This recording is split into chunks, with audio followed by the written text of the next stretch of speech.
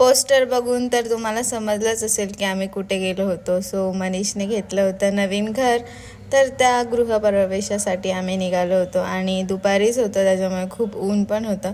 मग तोंडाला स्कार्फ वगैरे बांधून चष्मा वगैरे वेअर करून मगच आम्ही निघालो, कारण खूप जास्त ऊन होतं. आम्ही 4:30 निघालो होतो, तरी पण ऊन लागत होतं. आणि आज मी स्पेशली साडी वेअर केली होती, त्याचसाठी साडी वेअर केली होती, कारण मग ड्रेसवर वगैरे चांगलं नाही वाटत, म्हणून मी साडी वेअर केली होती. आणि ही ट्रेंडिंग साडी आहे. मी याच्यावर खूप सारे व्हिडिओज फोटोज पण काढले, तुम्हाला माझ्या इन्स्टाला बघायला मिळेलच.